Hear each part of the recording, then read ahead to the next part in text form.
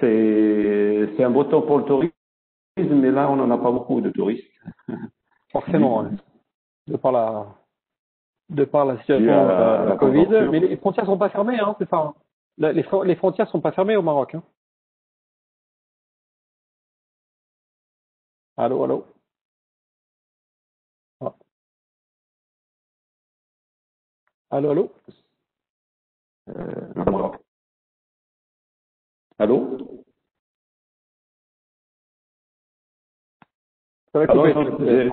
Oui, non, je te posais la question, c'est est-ce que les frontières sont fermées? Non, non, pas fermé, mais bon, il y a des contraintes sanitaires, bien sûr. Non, c'est ouvert, mais des contraintes sanitaires, bien sûr. Pour un test pour venir au Maroc, bon, sinon c'est ouvert. Alors, on peut commencer? Oui. Alors, très bien. Alors, mesdames et messieurs, bienvenue dans ce nouveau webinaire, donc inscrit dans le cadre d'une série de webinaires que nous avons organisés sur l'accès au marché. Aujourd'hui, nous allons traiter du marché australien. Nous avons avec nous Monsieur Emmanuel Bizi, donc qui est connecté à partir de Sydney. Donc, c'est pourquoi on a choisi aujourd'hui l'horaire de 11h ou 15h comme auparavant. Je le remercie donc d'avoir bien voulu animer ce séminaire. Je remercie également notre partenaire Sissad Hamoumi, donc qui nous accompagne dans l'organisation de cette série de webinaires. Et je lui cède la parole donc pour modérer ce webinaire. Merci beaucoup. Merci Seyab.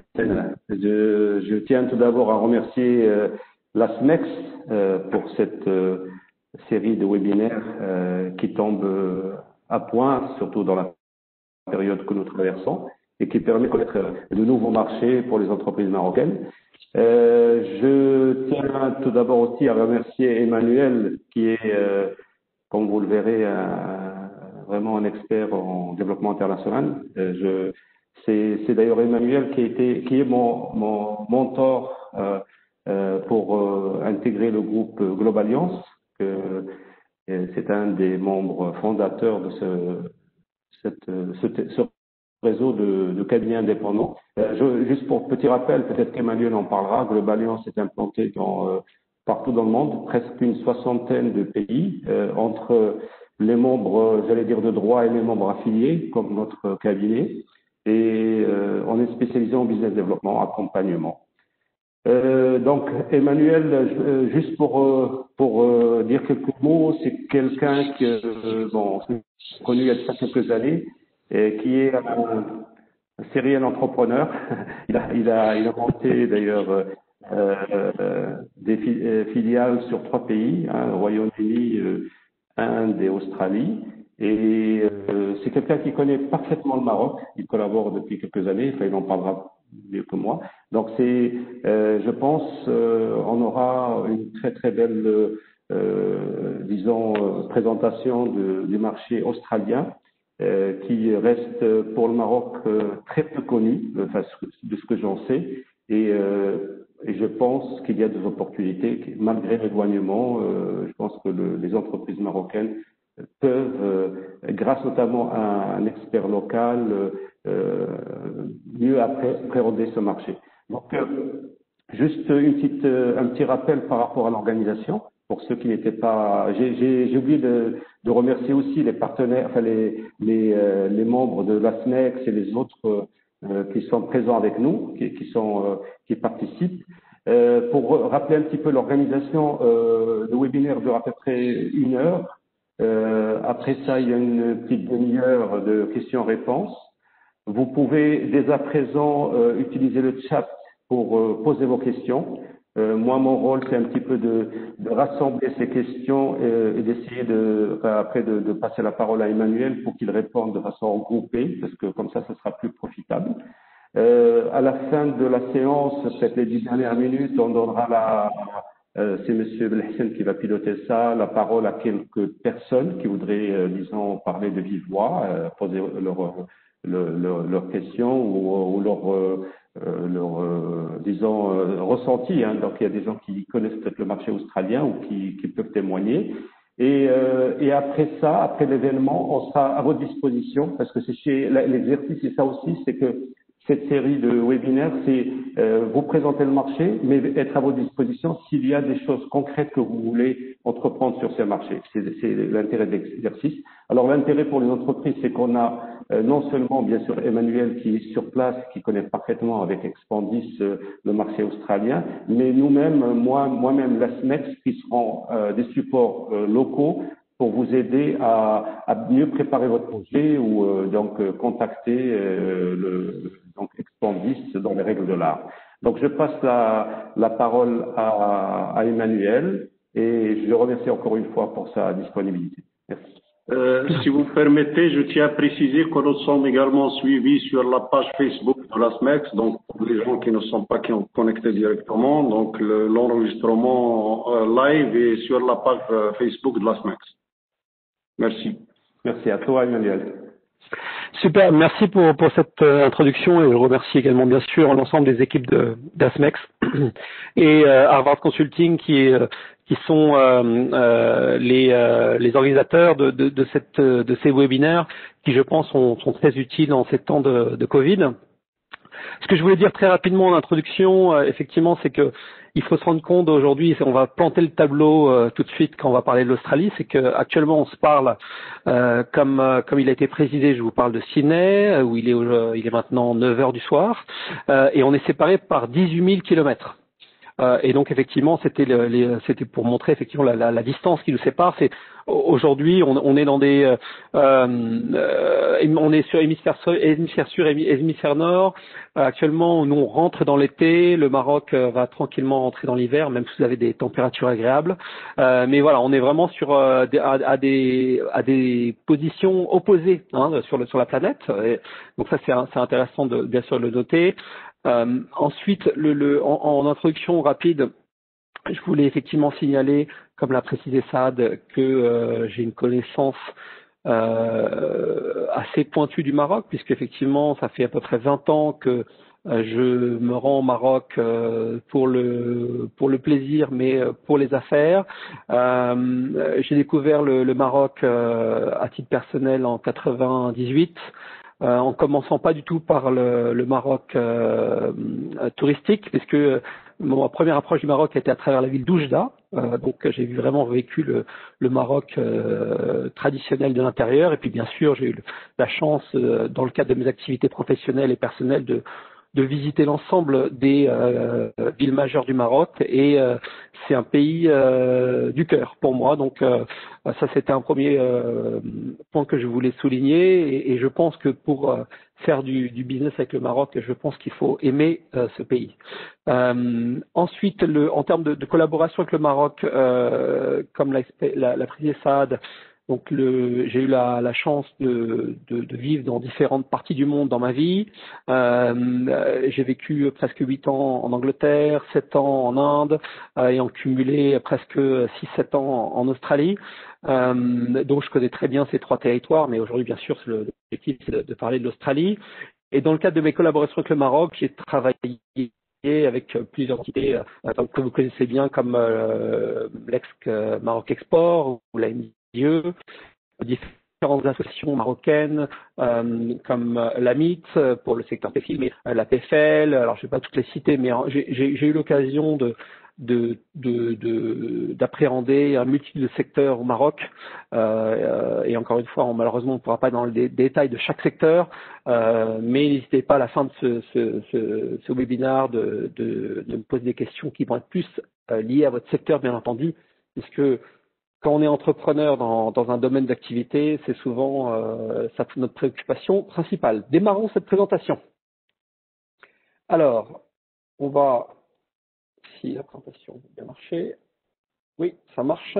Le plan sommaire, on va commencer par vous parler de l'Australie, son profil, et donner bien sûr quelques éléments sur la situation du Covid. on peut presque parler de post-Covid, vous allez voir. Ensuite, on parlera de l'Australie en tant que terre de conquête pour les exportateurs marocains, et on parlera bien sûr des opportunités sectorielles. Je vous parlerai également de quelques case studies, de cas concrets. Et c'est d'ailleurs l'objectif de la présentation, d'essayer de vous donner un maximum de cas concrets pour pas que ça soit simplement une présentation empirique de l'Australie, mais vous expliquer des cas business et des choses qu'on rencontre au quotidien. Alors, quelques éléments sur l'Australie. Donc, ce qu'il faut comprendre, c'est que c'est un pays qui est bien sûr à l'échelle d'un continent. La superficie exacte, c'est 7 682 000 km². En comparaison, le Maroc, et je voudrais bien sûr pas faire d'erreur de chiffres, mais de mémoire, on est à peu près sur 450 000 km², ou allez, pour vulgariser, on va le maximiser, on va dire 500 000 m². Et donc, pour ceux qui sont bons en maths, vous avez compris qu'effectivement, l'Australie est 15 fois supérieure en termes de superficie au Maroc, donc ça plante le décor. Et en termes de population, on est à 20, allez, on va encore une fois pour simplifier, on va dire 25 millions d'habitants en Australie, et effectivement au Maroc, de mémoire, on est sur 36 millions, donc effectivement une population comparable en termes de taille, et forcément la taille d'une population d'un pays est toujours proportionnelle à son potentiel en termes de consommation, même si après il y a des différences de purchasing power, comme disent les anglo-saxons, mais en tout cas voilà, on est en termes de taille de population, on est vraiment sur un territoire qui est identique en termes de taille de population au Maroc. Alors il y a une particularité bien sûr de l'Australie qui est notable, c'est sa croissance qu'elle a connue sur ces 30 dernières années, qui était en 2018 de 2,9. En 2019, on était 2,8, donc toujours autour de 3%. Encore une fois, je vais essayer de vous donner les grands chiffres qu'il faut retenir. On n'est pas là à la virgule, mais l'Australie effectivement a connu une croissance qui a toujours été autour de 3% sur les 30 dernières années. Donc c'est un pays c'est le seul pays d'ailleurs de l'ensemble des pays de l'OCDE, des pays occidentaux, qui n'a jamais connu de crise sur ces 30 dernières années. Donc ça, c'est quand même un point bien sûr notable. Et puis on parlera effectivement après du Covid qui a affecté la croissance, mais l'info très récente de Royal Bank of Australia, c'est que la croissance est de retour en Australie pour ce troisième trimestre 2020. Donc on est déjà en sortie de crise ici. Taux d'alphabétisation, bien sûr, 99%, très élevé. Une monnaie relativement forte, puisqu'effectivement un dollar australien, ça correspond à peu près 6,5 Marocain dinar. Donc c'est effectivement une composante bien sûr dans l'aspect exportation. Une population urbaine qui est de l'ordre de 86-90%.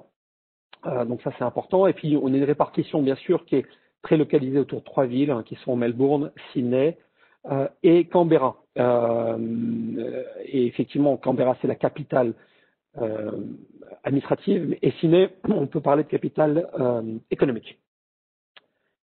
Ensuite, ce qu'on peut dire sur les secteurs d'activité que représente le Maroc, donc c'est bien sûr c'est un pays un peu comme beaucoup de pays anglo-saxons, c'est un pays de services. Aujourd'hui, il y a 75% de la valeur ajoutée du pays qui se tourne autour de ces notions de services. Il y a tout ce qui tourne autour bien sûr, des services financiers, assurances, qui est aussi très, très fort dans le pays, avec à peu près 9%. Et puis l'autre élément, c'est l'aspect ressources naturelles, puisqu'effectivement l'Australie bénéficie, comme le Maroc, de beaucoup de ressources naturelles, et en particulier de ressources minières très importantes. Et ces ressources, le secteur minier représente à peu près 10% du PIB du pays. Donc forcément, c'est important. Dans les grands secteurs, on peut parler bien sûr du secteur de l'agriculture, un petit peu d'industrie manufacturière, 6%. On va retrouver tout ce qui tourne autour du secteur pharmaceutique, bien sûr, on est dans le cas de 8%, les constructions et les infrastructures également 8%. Donc voilà, donc c'est une économie qui est quand même diversifiée en termes de potentiel et de répartition de la valeur ajoutée. Ensuite, quelques mots quand même sur le Covid. Excusez-moi, je crois qu'il y a un slide qui est passé. Donc quelques mots sur le Covid, sur la situation actuelle, mais je vais quand même être court sur ce sujet parce que je pense on est abreuvé d'informations quotidiennes, donc il faut pas rajouter, mais simplement quand même donner quelques éléments pour vous ayez une compréhension de la situation locale. Donc aujourd'hui, le Covid, il y a eu à peu près 27 000 cas officiels dans le pays et seulement, entre guillemets, je dis bien sûr entre guillemets, seulement 907 décès. Donc c'est assez faible en l'occurrence par rapport aux autres pays d'Occident, en particulier en Europe et en Amérique du Nord où effectivement le nombre de décès est bien plus élevé, se compte en dizaines de milliers. Donc on peut dire, si on veut retenir une information, c'est effectivement que le Covid est quand même vraiment maîtrisé en Australie. Il y a encore à peu près 13 cas en moyenne par jour, mais sont bien souvent des cas qui ne sont pas graves et qui sont en l'occurrence, encore une fois, maîtrisés. Juste par un titre de comparaison, on parlait des chiffres de la mortalité de la grippe en Australie en 2019 et on était sur 2900 décès. Donc, le Covid aujourd'hui a fait 3 fois moins de décès en Australie que l'année dernière pour la grippe. Donc, ça, encore une fois, on est vraiment dans un phénomène très maîtrisé, même si on ne peut pas comparer bien sûr les deux éléments, mais tout ça pour dire que le pays est déjà presque en période post-Covid. Comme je l'ai dit précédemment, la Royal Bank of Australia a annoncé une reprise de la croissance au 3e trimestre et Deloitte, le cabinet Deloitte, cabinet de consulting bien connu, a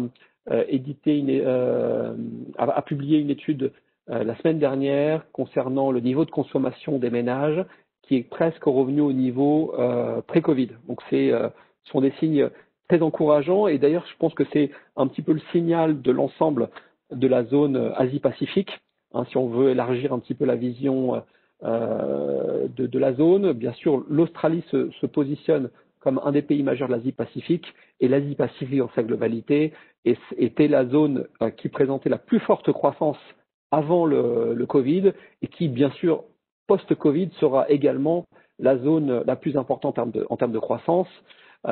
Et donc, pourquoi je dis ça, c'est que bien sûr, c'est une des zones du monde, et l'Australie en particulier, auxquelles le Maroc et les exportateurs marocains doivent s'intéresser. Quelques éléments sur l'économie. Donc, une économie qui est très, très, très stable. En premier lieu, par le fait que sa dette est maîtrisée. Aujourd'hui, on est sur une dette du PIB la dette qui représente 23% du PIB en 2019, et c'est qui est une très très forte performance puisque si on regarde la moyenne des économies avancées, on est plutôt sur 77-80% d'endettement. Dans des pays comme la France, on est à 100% ou 110% du PIB, et ça c'était avant la période Covid. Donc je vous laisse imaginer l'ensemble des pays d'Amérique du Nord et d'Europe, le niveau d'endettement qu'ils vont connaître en cette sortie de crise. Et l'Australie, en ce sens, est vraiment privilégiée et donc se porte très très bien financièrement parlant. Donc ça, c'est important bien sûr à le souligner. Ensuite, concernant les périodes de Covid, donc l'économie a mis en place, le gouvernement australien a mis en place un nombre de mesures très importantes de soutien de l'économie. Donc je ne vais pas tous les passer en revue parce que c'est pas forcément l'objet de cette présentation aujourd'hui, mais l'économie est très très fortement soutenue par le gouvernement qui a la chance d'avoir des public funding, donc des fonds publics très importants de par cette santé financière très forte telle que je vous l'ai décrit précédemment. Encore une fois, je vais passer très les mesures de reprise parce que ça a peu d'intérêt au final pour les Australiens. Alors maintenant la question qu'on me pose souvent c'est mais pourquoi l'Australie? Quel est l'intérêt de l'Australie? Alors on va parler effectivement de cette notion d'économie robuste, donc ça c'est important. Mais il faut aussi souligner qu'on est sur un pays très avancé où il y a une industrie très dynamique, une industrie de pointe, et on le verra un petit peu plus après sur ce qui est fintech, biotech, qui est très importante. C'est un territoire également d'innovation, donc on a énormément de centres R&D qui sont présents, de recherche et développement, pardon, qui sont présents en Australie. C'est un pays qui, par nature, est tourné vers le reste du monde, donc vraiment un pôle d'intérêt en Asie-Pacifique et un pôle d'influence, j'ai envie de dire, pour la zone APAC, comme on dit, Asie-Pacifique, APAC. Beaucoup de grands sièges mondiaux, de grandes multinationales sont basés en Australie pour couvrir cette zone. Et puis on est sur un pays bien sûr mature, où il y a des fondations fortes en termes d'institutions, de réglementation. Donc on est sur un pays où aujourd'hui c'est plutôt il y a un ease ease of doing business, comme disent les anglo-saxons, donc c'est la facilité de faire des affaires dans ce pays. Et comme vous le voyez sur ce classement, aujourd'hui l'Australie, alors j'ai pas compté, mais je vais vous le compter en direct, donc étant 9e position, pardon. Donc on va dire simplement ce qu'il faut retenir, c'est que le pays est présent dans les 10 plus grands pays au monde où il y a une facilité de faire du business. Donc bien sûr c'est important à souligner, un peu comme on va le retrouver dans des pays comme les États-Unis ou le Royaume-Uni ou des pays comme Singapour, où c'est vraiment tout est fait pour faciliter le monde des affaires et j'ai envie de dire les exportateurs, les industriels, tout le monde, ce monde économique, c'est quelque chose qui est très bien vu. On est dans un pays du capitaliste où effectivement faire du business c'est quasiment culturel. Alors on continue dans cette présentation. Ensuite, effectivement, que l'aspect bien sûr qu'il faut appréhender quand on fait du business en Australie, comme dans tous les pays du monde, bien sûr, c'est l'aspect culturel. Donc, et l'idée de cette partie, de ce slide, c'est de vous donner quelques éléments de compréhension de ce marché. Donc, le premier élément à donner, c'est la notion d'espace personnel, de respect des distances. Alors, c'est un peuple, comme beaucoup de pays anglo-saxons, qui étaient déjà préparés au Covid, puisqu'effectivement, c'est pas commun de forcément s'embrasser. On n'est pas sur des gens qui sont kinesthésiques, comme on peut le trouver dans le bassin méditerranéen. Donc les gens vont pas se faire la bise, éventuellement une accolade entre les amis, mais globalement dans les affaires, il n'y a pas de contact physique. Donc on est vraiment à distance, on dit hi. Alors on est quand même sur un pays qui est très friendly, comme encore une fois pour prendre un terme anglo-saxon. Donc on est vraiment sur des relations très cordiales, où aujourd'hui la notion de qualité de vie, du temps en famille sont très importants, font partie de la culture. Et donc là, sur ces éléments-là, on trouve des similitudes avec le Maroc. Les Australiens ont souvent tendance à dire I work to pay the bill et I don't live to work. Donc c'est pas des gens qui veulent se tuer au travail. En ce sens, ils sont différents de l'Amérique du Nord, qui sont effectivement très tournés vers le travail, où les gens qui vont travailler 50, 60 heures ou plus par semaine, ça va être quelque chose de très très valorisé. En Australie, pas vraiment. On fait attention à cette balance sur la qualité de vie, et donc ça c'est quand même quelque chose qui est très très présent dans la culture. Et on m'avait donné même une anecdote d'une amie à moi qui était directrice des ressources humaines dans un grand groupe, et elle m'expliquait que des gens qui restaient tard au travail, à un moment donné, si c'était régulier, souvent ils étaient convoqués pour leur dire mais comment ça se fait que vous restez aussi tard? Est-ce qu'il y a un problème? Est-ce qu'il y a un problème de productivité? Est-ce qu'il y a un problème de capacité? Donc c'est presque mal vu, j'ai envie de dire, de rester trop longtemps, trop tard au travail, alors qu'effectivement, moi qui avais travaillé dans des villes comme Paris ou Londres, où là c'est l'inverse, on est vraiment, on valorise les gens qui restent jusqu'à 7h, 8h du soir ou plus. En Australie, pas du tout. Donc ça c'est important à intégrer. Donc la notion de ponctualité, bien sûr, elle est essentielle. Donc ça, on va retrouver un peu une constante dans l'ensemble des pays anglo-saxons.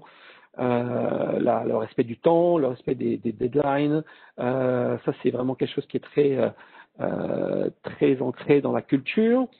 En termes ensuite de mode de collaboration dans les réunions par exemple ou dans les business meetings, donc là on est encore une fois sur ces constantes des pays anglo-saxons qui veut que on va droit au but.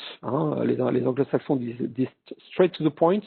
Donc là c'est important d'être bref, d'être précis, d'aller droit au but. Et c'est même pas gênant de rentrer tout de suite dans le vif du sujet. On peut toujours bien sûr avoir un petit moment où on brise la glace pour parler de la pluie, du beau temps ou des résultats des matchs de rugby, parce que c'est quelque chose qui est très très commun en Australie, c'est d'engager la discussion sur des résultats de sport divers et variés. Et puis mais par contre après direct on rentre dans le vif du sujet et on va droit au but. Ensuite, la dernière chose que je voudrais rajouter sur l'aspect culturel, qui est bien sûr toujours une constante très importante dans le commerce international, c'est la notion de proximité, de rapport hiérarchique. Donc, encore une fois, les anglo-saxons, ils utilisent la notion de power distance, donc c'est la notion de distance par rapport au pouvoir ou au poste à responsabilité ou à ses supérieurs.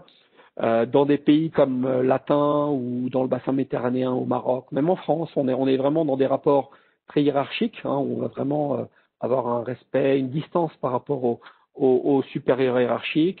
Dans un pays comme l'Australie, un peu comme aux États-Unis, là, il y a vraiment il y a pas de distance. On va parler à un responsable hiérarchique presque quand on parlerait à quelqu'un d'un niveau inférieur.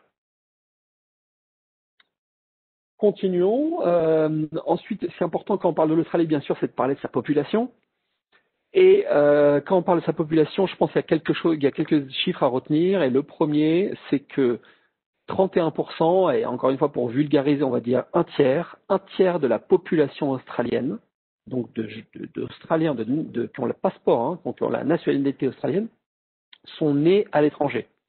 Donc ça vous donne tout de suite, bien sûr, la dimension nouveau pays, comme encore une fois peuvent l'être le Canada ou les États-Unis. On est vraiment sur un pays d'immigration, et donc qui dit un pays d'immigration, dit pays neuf, et dit aussi pays ouvert d'esprit, ouvert vers le monde.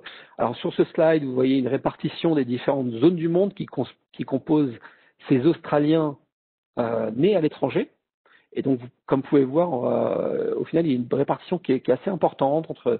Il n'y a pas forcément une grande domination d'une population. On va avoir des gens d'Europe du Nord-Ouest, d'Asie du Sud-Est, d'Asie centrale, d'Océanie, d'Afrique subsaharienne. On voit comme 1,4% du Moyen-Orient et d'Afrique du Nord.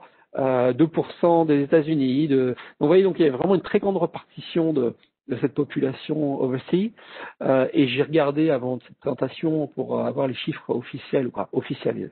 On connaît jamais dans la certitude, mais les chiffres qui circulent sur la population marocaine en Australie, c'est à peu près 10 000 Marocains de nationalité marocaine qui sont présents en Australie. Donc c'est pas beaucoup, mais après effectivement, il faudrait rajouter les gens qui ont acquis la nationalité, les Marocains. Et moi, à titre personnel, j'en connais plusieurs. Donc ça montre que oui, il y a aussi des Marocains ou des Australiens d'origine marocaine qui sont présents sur place, bien sûr, comme dans tous les pays du monde. Les Marocains ont immigré dans énormément de zones du monde et l'Australie en fait partie. Et donc l'Australie bien sûr est présent sur place d'un point de vue institutionnel, puisque le Maroc a une ambassade à Canberra depuis 2004. L'ambassade d'Australie, il y a une ambassade d'Australie à Rabat qui a été créée en 2017, donc c'est récent. Donc ça montre bien qu'il y a une volonté de développement des relations bilatérales. Ces relations bilatérales ont démarré depuis 1976, donc il y a quand même maintenant presque plus de 40 ans, donc il y a une relation mature entre les deux pays. Et le Maroc aujourd'hui jouit d'une excellente image en Australie, donc ça c'est important à souligner.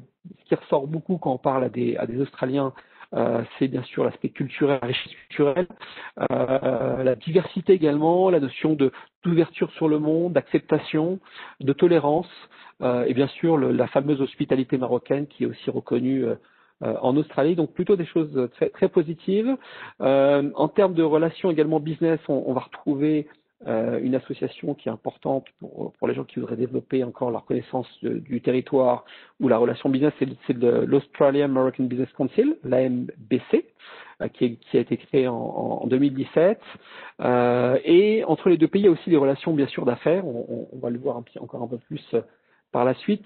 Mais le premier, j'ai envie de dire, dénominateur commun entre l'Australie et le Maroc, c'est bien sûr l'aspect richesse minière, on en a parlé précédemment, et l'agriculture. Et en même temps, il y a une complémentarité, parce que bien sûr, le Maroc a la dominance sur l'industrie du phosphate, leader mondial, et de la pêche, bien sûr. Hein, ça c'est aussi dans les secteurs forts, bien sûr, du pays. Et puis l'Australie, en comparaison, c'est plus les minerais du fer, charbon, l'or également, et puis de tout ce qui est gaz. On continue donc sur la notion de commerce entre les deux pays. Donc les échanges bilatéraux entre l'Australie et le Maroc représentent aujourd'hui 63 millions de dollars australiens. Donc si on veut expliquer, il y a un dollar australien représente 6,5, 6,6. Donc ça veut dire qu'on est sur, si vous multipliez ce 63 millions par 7, on a la valeur des échanges. En termes de principaux, les principes exportés en fait de l'Australie vers le Maroc aujourd'hui, c'est la viande. Donc il y a beaucoup de viande australienne qu'on va retrouver au Maroc. On va retrouver aussi des commodités comme le miel, le sucre, bien sûr des métaux liés à la construction. Et à l'inverse, les exportations du Maroc vers l'Australie vont plutôt se porter vers les fruits et légumes. Il y a aussi tout ce qui est engrais, mais au-delà de ça, tout ce qui touche à l'agriculture ou l'agribusiness. Et puis aussi toute une partie habillement également, habillement femme, pas seulement que la femme, mais le prêt-à-porter, quelques éléments de prêt-à-porter qui sont exportés du Maroc vers l'Australie. Également, le secteur, j'en ai pas parlé, mais d'intérêt, c'est le marché cuir. Aujourd'hui, le Maroc, l'Australie regarde beaucoup vers les différents fournisseurs de cuir. C'est aussi un secteur d'opportunité. La demande en Australie, donc là, on se détache de l'aspect Maroc, mais on parle de la demande globale. Donc, il y a énormément, bien sûr, de besoins sur tout ce qui est machines. Donc, on passe sur les machines agricoles, bien sûr, mais pour l'industrie également. Il y a une industrie manufacturielle qui est très faible, donc au final peu d'industrie de fabrication. Par exemple, il n'y a plus du tout d'usine de fabrication de voitures aujourd'hui en Australie. Pourquoi? Parce qu'il y a un coût de main-d'œuvre qui est très élevé. Donc tout ce qui est autour de construction de machines à vocation industrielle sont un besoin très fort.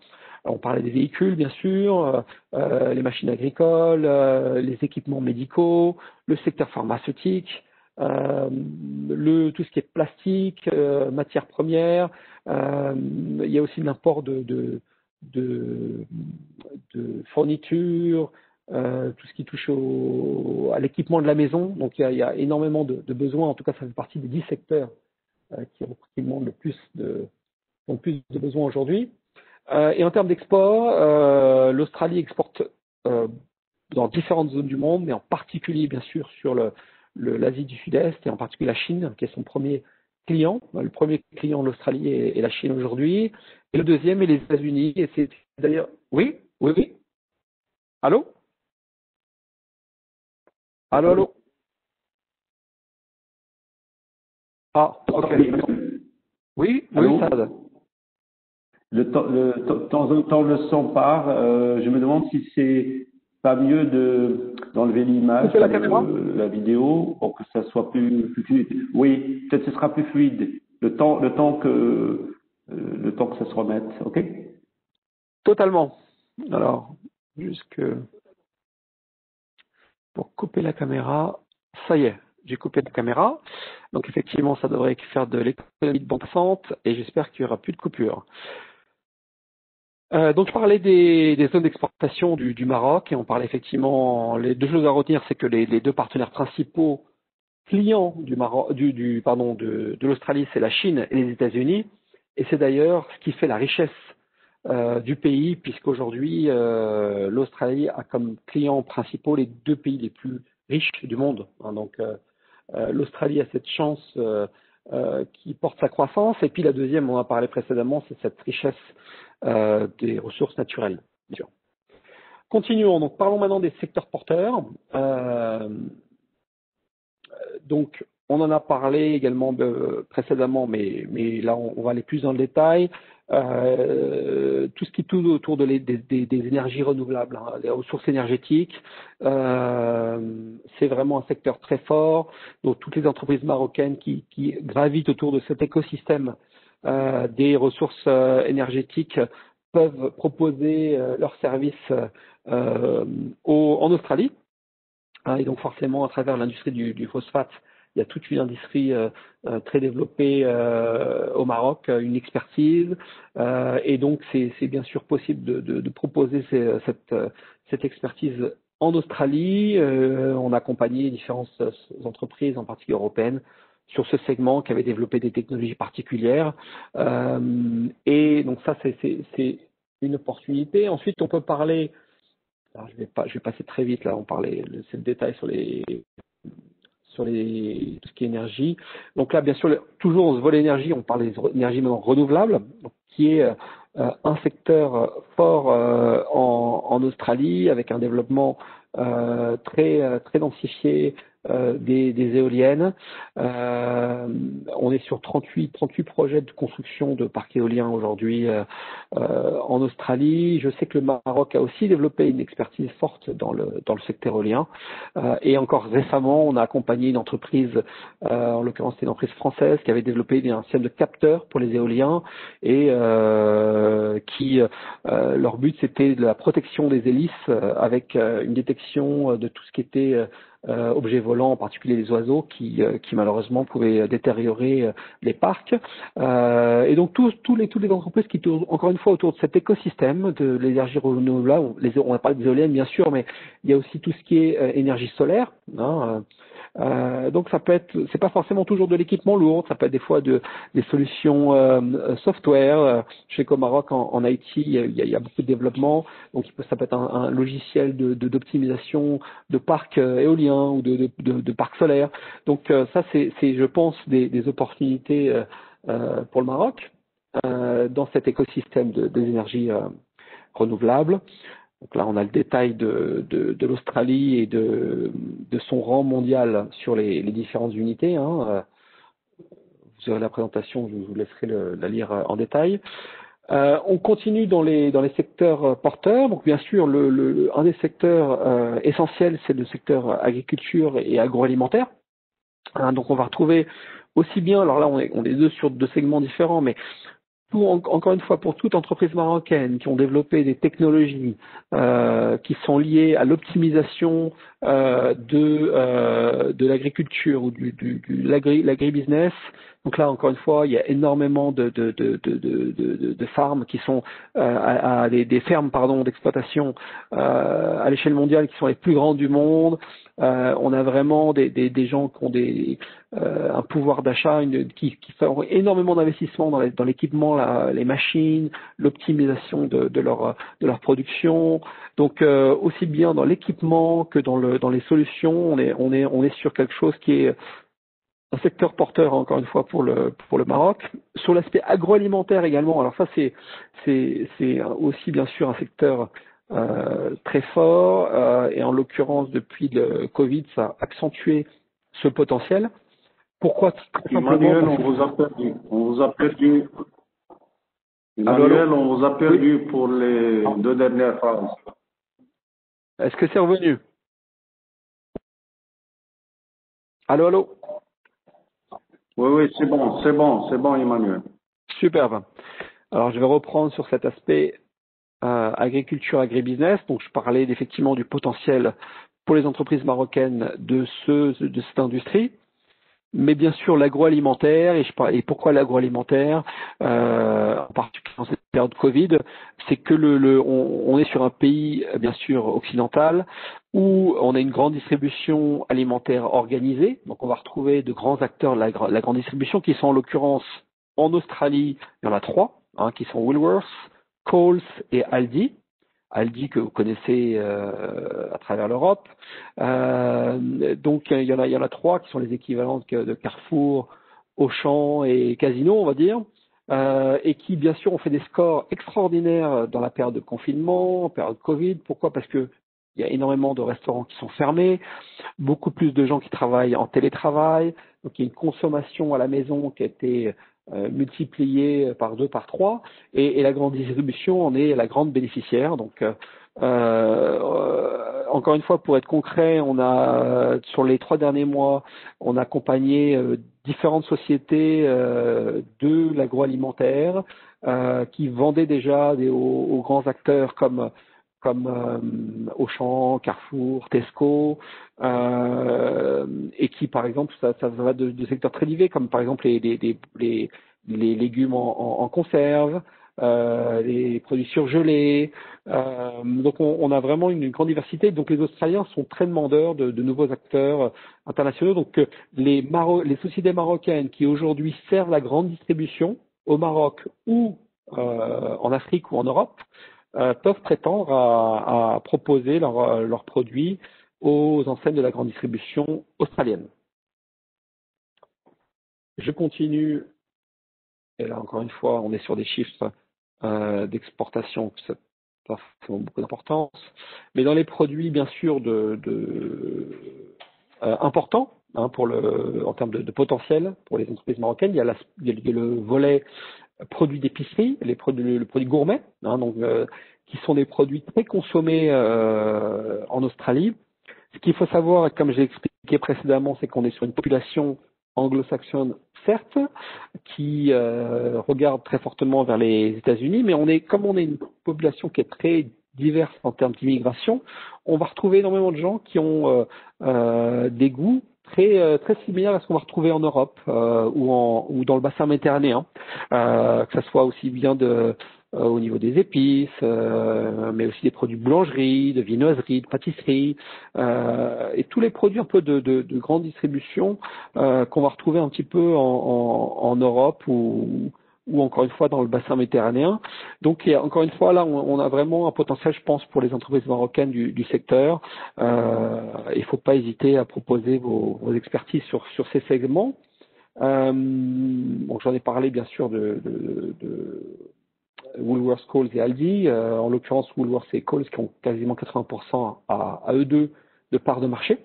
Les ventes en ligne, bien sûr, c'est simplement une différence de canaux. Là, on ne parle pas de secteur, mais donc, comme dans tout pays du monde, et en particulier dans les pays anglo-saxons, on a une augmentation depuis déjà entre 2018 et 2019 de 21%.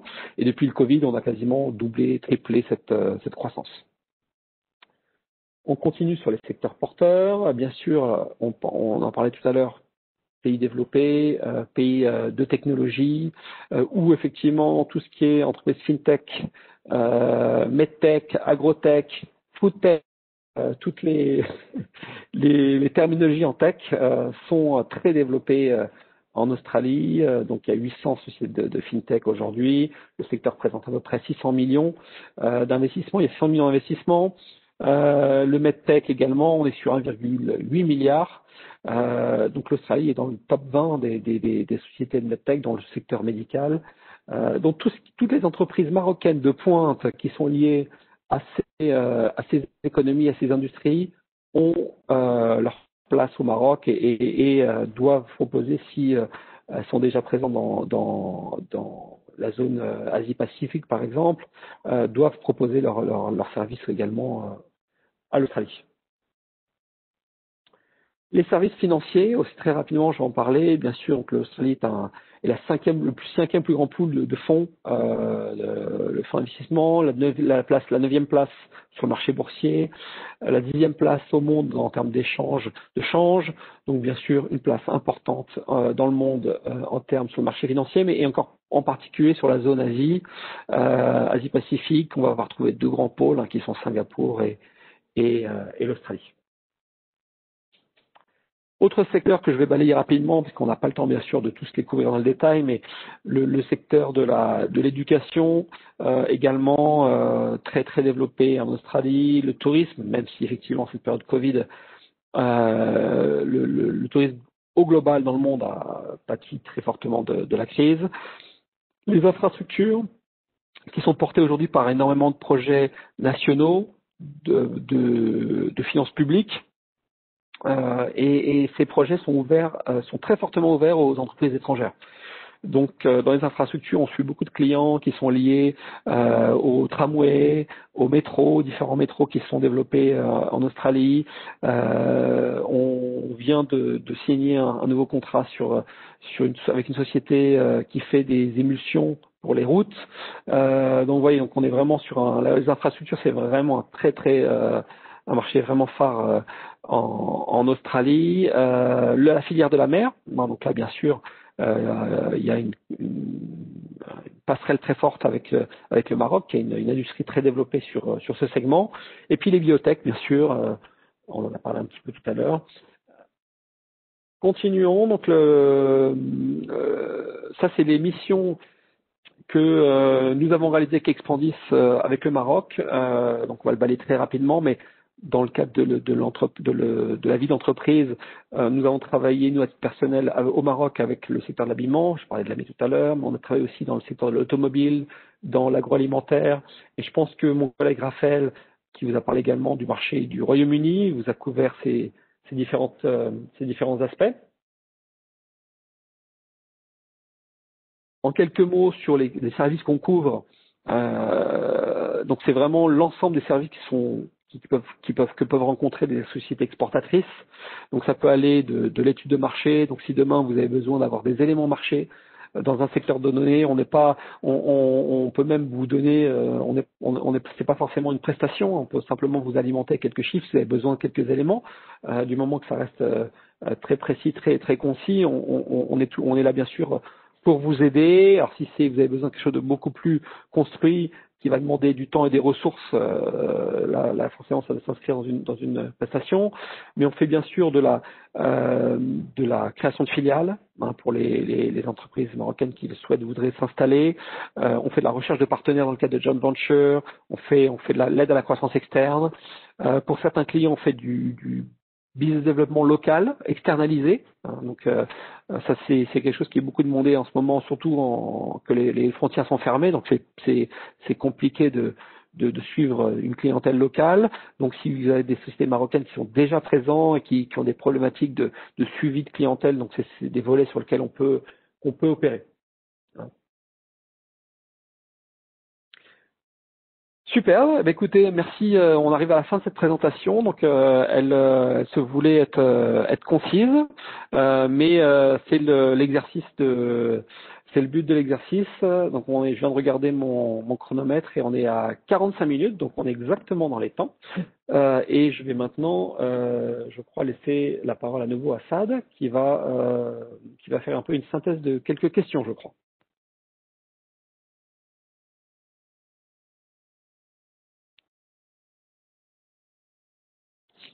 Oui, allô?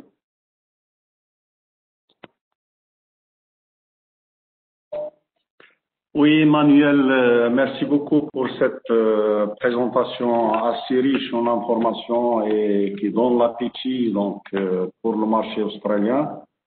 J'invite les participants qui veulent poser des questions directes à lever la main pour leur activer le micro. Alors, n'hésitez pas à poser l'ensemble de vos questions sur le marché. Monsieur Dissy est un expert du marché, qui va vous donner les réponses qu'il faut. Déjà, si vous permettez, Emmanuel, il y a quelqu'un qui a posé une question sur le chat. Donc, il dit qu'il n'a pas entendu le secteur cosmétique. Est-ce qu'il y a des laboratoires cosmétiques en Australie ou non? Tout à fait, oui. Il y a des laboratoires cosmétiques, il y a des opérateurs du cosmétique en Australie, en particulier tout ce qui est lié aux crèmes solaires, forcément. Hein, donc c'est un pays chaud. Donc oui, il y a une industrie cosmétique et en même temps c'est un pays qui est ouvert aux produits cosmétiques étrangers. Donc ça c'est important à le noter. Donc je ne sais pas s'il y a des opérateurs marocains du secteur du cosmétique. Il y a une possibilité de proposer son expertise.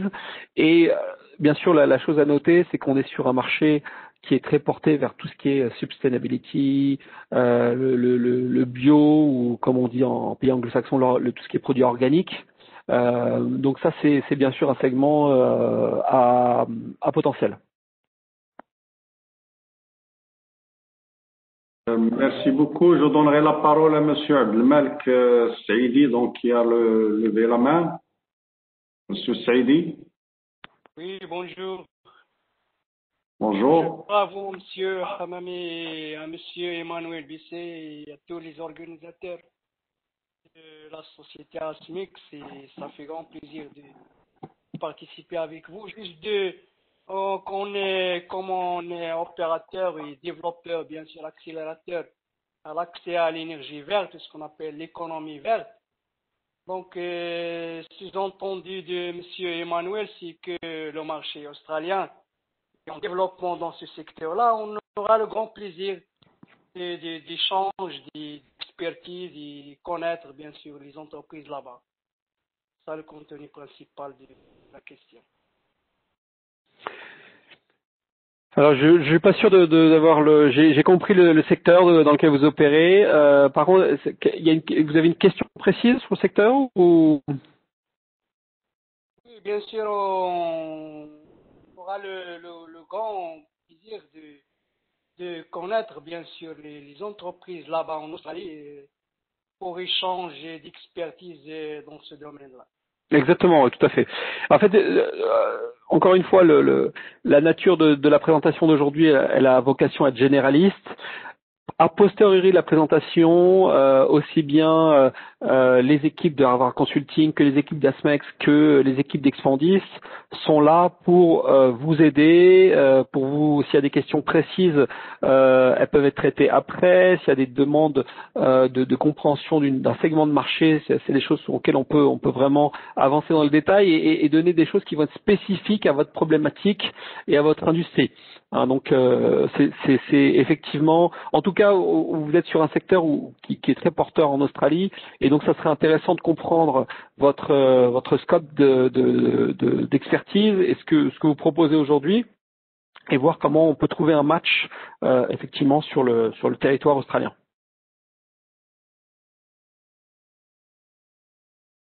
Très bien, je donne la parole à Monsieur Kamal Yahyaoui.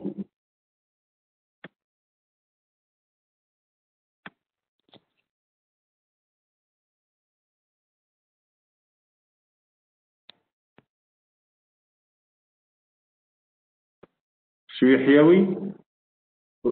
Oui, bonjour. Bonjour. Alors, je m'appelle Kamal Haoui, je suis dans l'agro-industriel, dans le métier de congélation traitement de poissons.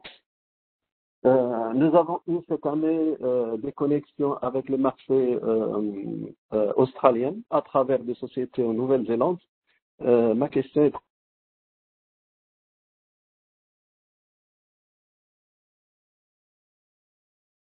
Je ne sais pas si vous m'entendez, mais au moment où vous avez posé la question, ça a coupé. Ça a coupé, oui. Ma question est très simple pour nous. On aimerait bien, parce que comme je vous l'ai dit, on a eu des contacts, on a pu vendre certains produits, certains conteneurs pour l'Australie. C'est très intéressant. C'est un marché très intéressant.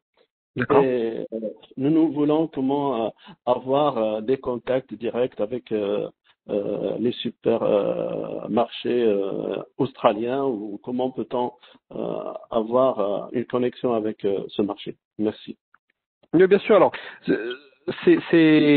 là, on est dans des missions classiques de business development, ou même plus que du business development, c'est de l'approche grand compte, où effectivement on aide localement nous à identifier le bon acheteur pour effectivement faire le travail de référencement, ou alors ou dans certains cas effectivement il n'y a pas un travail direct avec l'enseigne.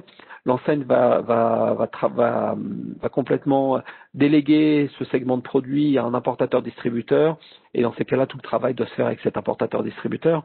Mais globalement, effectivement, ce qui est à noter, c'est que l'Australie, c'est un marché où on est souvent sur des prix intéressants. Il y a un fort pouvoir d'achat, donc on n'est pas, c'est pas un territoire où on est vraiment, on est sur des prix à râler pas crête quelle expression ce qui est utilisé. Donc c'est le retour que j'ai de beaucoup d'opérateurs qui vendent à la grande distribution en Australie, c'est effectivement, c'est qu'ils sont sur des niveaux de marge qui sont bien souvent plus élevés que ce qu'ils connaissent avec les anciennes grandes distributions en Europe. Eh bien, Emmanuel, il y a une question, une entreprise donc dans le secteur de la chaussure, donc il demande s'il y a des opportunités pour son secteur et quel est le pouvoir d'achat en Australie. Alors, le pouvoir d'achat en Australie, c'est le plus élevé de l'ensemble des pays de l'OCDE. Donc, on est sur un pouvoir d'achat très élevé. Alors, sur le salaire moyen, le minimum de salaire moyen en Australie, il est le plus élevé du monde. Donc, on est vraiment même un plombier ici, un ouvrier qui travaille dans le bâtiment va avoir un très bon niveau de vie. Et les gens qui sont dans des cadres supérieurs sont dans vraiment des niveaux de salaire qui sont très élevés par rapport à ce qu'on va connaître même en Europe. Donc globalement, la population est sur un niveau de pouvoir d'achat très très important. Ensuite, sur la chaussure en particulier, alors c'est pas un secteur sur lequel on a creusé énormément, mais on sait pour avoir des contacts pour avoir vu ce que font l'Inde, c'est qu'on sait que l'Inde aujourd'hui, qui a un secteur cuir également et de la chaussure, du footwear très fort, fait régulièrement des missions en Australie pour rencontrer des acheteurs. Donc ce qui nous fait dire qu'il y a un potentiel évident c'est le Council of Leather of India a investi énormément en Australie dans le développement des opérateurs indiens. Donc ça veut dire quoi? Ça veut dire qu'il y a clairement un potentiel et donc ça serait intéressant d'avoir une compréhension de votre expertise et pour effectivement voir si on peut pas faire aussi également un match avec des acheteurs australiens de la chaussure. Alors, autre question qui concerne le secteur minier, quelle est la matière la plus demandée? Alors, je pose une autre question. Alors, par rapport à la logistique, donc, est-ce qu'il y a des liaisons donc, à partir du Maroc donc, sur le marché australien? Et troisième question sur les éoliens. Donc la question n'est pas précise. Je souhaite poser une question sur les éoliens, s'il vous plaît. Donc il n'y a pas une question précise. Je demande à Madame Selma Sellam de préciser votre question, s'il vous plaît, pour que Monsieur Emmanuel puisse répondre. Alors, voilà, Emmanuel, les questions qui sont postées sur le chat pour le moment. Bon, parfait. Donc on parlait des ressources qui étaient demandées sur le secteur minier. Donc là, effectivement, j'avais un slide qui les présentait. Je voulais revenir dessus. Je crois que c'était celui d'avant qui présentait les relations bilatérales entre Maroc. Dans le slide. Mais bon, bref, en tout cas, effectivement, on est sur un produit, un pays, qui produit énormément de ressources comme le Maroc. Mais en tout cas, il y a un besoin sur différents segments. Donc, tout ce qui est produit charbon, aluminium, cuivre, donc c'est déjà produit localement et exporté. Donc il n'y a pas forcément besoin sur ces segments, mais sur le phosphate, bien sûr, c'est un produit très consommateur. Ensuite, la question du flux logistique, et oui, il y a bien sûr des conteneurs qui sont en capacité de partir du port de Tanger. Donc le port de Tanger aujourd'hui a la capacité de livrer par conteneur sur le marché australien sans difficulté. Et le prix d'un conteneur, on avait fait l'étude qui part du bassin méditerranéen vers l'Australie. On est autour de à peu près autour de 1 000 €, plus ou moins 10-15%. Et c'était intéressant à noter qu'on avait fait l'étude avec un producteur majeur, donc je peux pas donner le nom malheureusement parce que j'ai un accord de confidentialité, mais bon il y en a pas beaucoup, donc les gens du secteur pourront deviner. Il y en a 2 majeurs, donc il fait de la conserve de légumes et on s'était aperçu que le coût logistique d'envoyer un conteneur complet du bassin méditerranéen, par exemple du port de Marseille, vers l'Australie, ça coûtait quasiment moins cher que de la logistique par camion qui allait de l'État du Victoria, par exemple, au New South Wales. Pourquoi? Parce que le coût logistique, le salaire d'un chauffeur même de camion est très très élevé. Et donc en fait le transport par conteneur du Maroc, même de l'Europe en général vers l'Australie n'est pas si cher que ça, et donc ça n'est pas forcément ça n'a pas forcément un impact forcément, car la logistique n'a pas forcément un impact forte dans le prix final, surtout quand on parle de produits de grande consommation. Et la question sur l'éolienne, malheureusement, il faut préciser.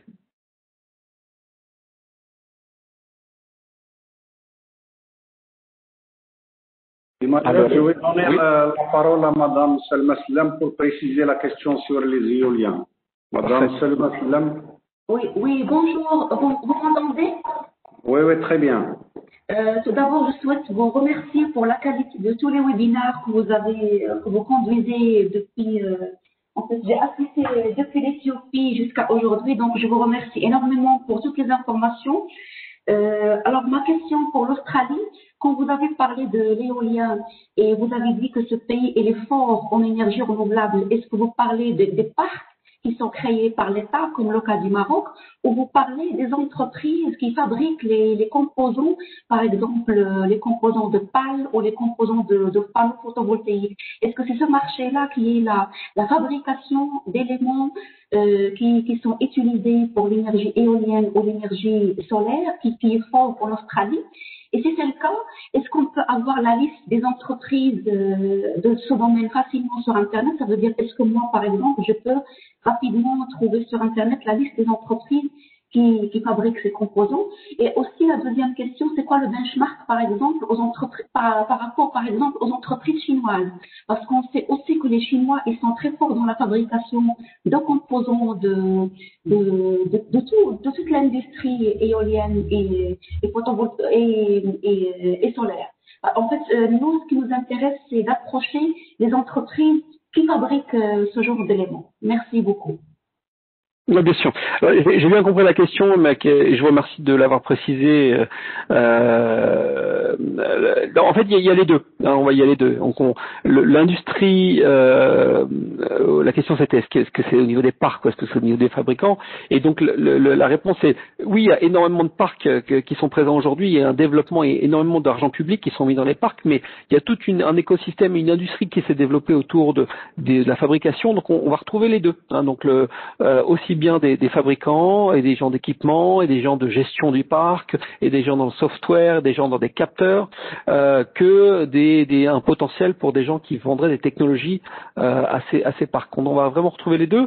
Donc l'autre question c'était par rapport à la concurrence, le benchmark par rapport à la Chine. Donc oui, bien sûr, la Chine est très présente sur ce segment et en Australie, mais ce qui est important à savoir, c'est que les Australiens sont quand même à la recherche d'équipements de qualité. où les opérateurs fabricants sont sur un positionnement de qualité souvent le marché chinois sur ce segment n'est pas forcément, on est plutôt sur ce qui est entrée de gamme, où on n'est pas sur du produit de toute dernière technologie. Donc c'est un marché à potentiel, je pense, pour vous. Si vous recherchez des fabricants, des gens qui proposent cette technologie, il y a effectivement des listes qui existent. Moi, j'en ai en ma possession. Donc, on peut tout à fait échanger après le webinar pour regarder ensemble si on peut pas vous aider à identifier des fournisseurs, hein, parce que si j'ai bien compris, c'est une notion de supply que vous recherchez. Une autre question, Emmanuel, sur les droits de douane, donc par rapport aux exportations marocaines, sachant qu'il n'y a pas d'accord préférentiel ni d'accord de libre-échange, donc quels sont les droits de douane appliqués aux exportations marocaines? Alors, j'ai pas le détail, il faudrait vraiment regarder segment par segment, mais globalement, l'Australie, surtout quand c'est sur on n'est pas sur une économie où il y a un protectorat un peu comme on peut le voir aux États-Unis. Donc globalement, on est sur des droits de douane qui sont très optimisés ou qui ne sont pas là pour pénaliser les exportations du reste du monde vers l'Australie, puisque l'Australie est plutôt une situation de besoin. Hein, donc ça, c'est le premier élément à donner. Et puis après, il faudrait vraiment aller dans le détail pour chaque segment de produit pour regarder qu'est-ce qu'il y a en application.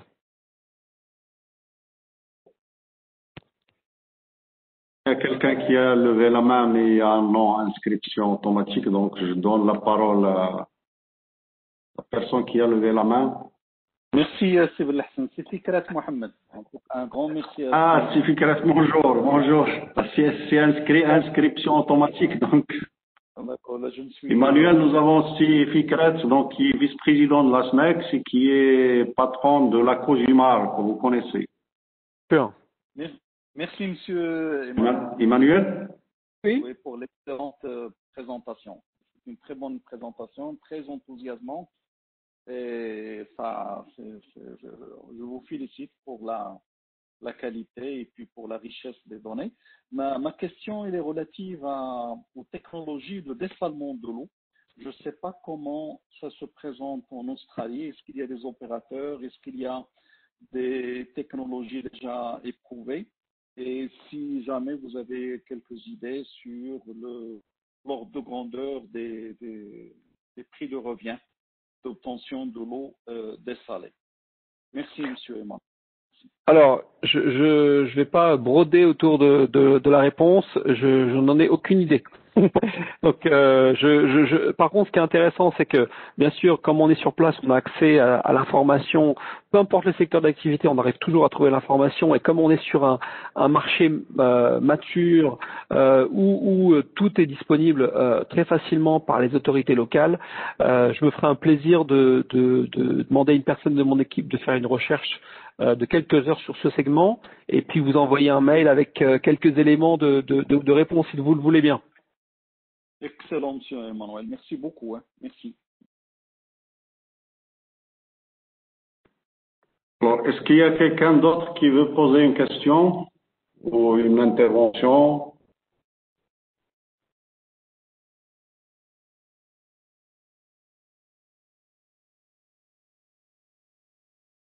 Pas de questions?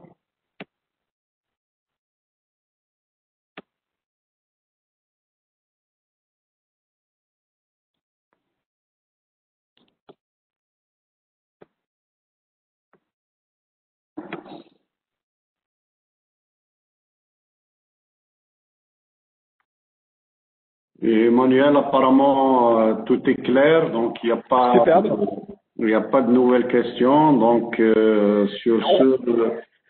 on a respecté encore une fois le timing précis. On est sur 1h02.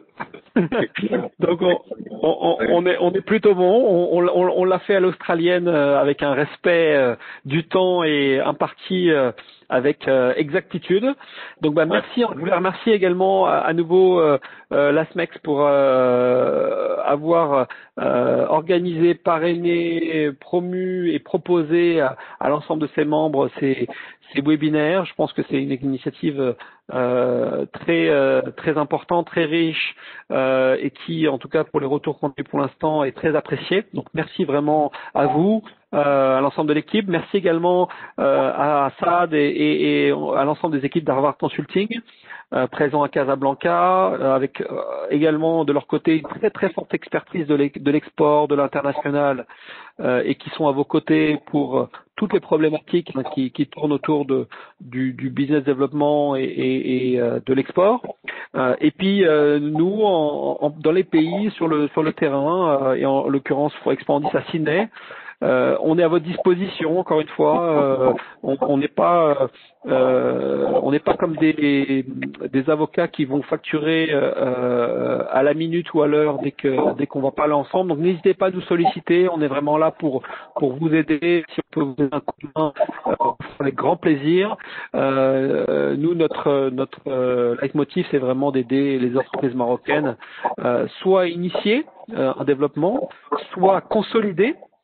Pour celles qui ont déjà des contacts, qui ont déjà un petit peu d'activité, un peu de business, et puis même dans certains cas, dans le troisième cas, pour des gens qui ont déjà peut-être un flux d'affaires régulier, d'aller plus loin et d'installer une filiale ou plus.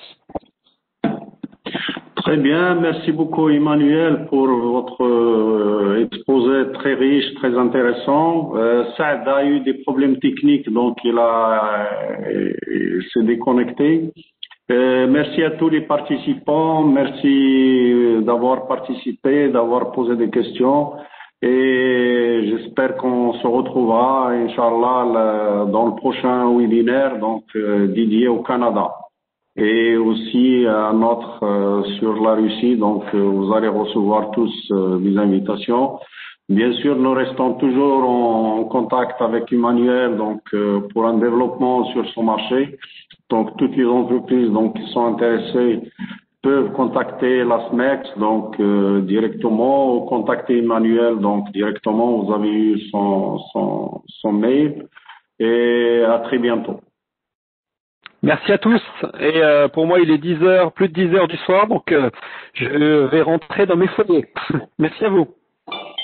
Merci beaucoup.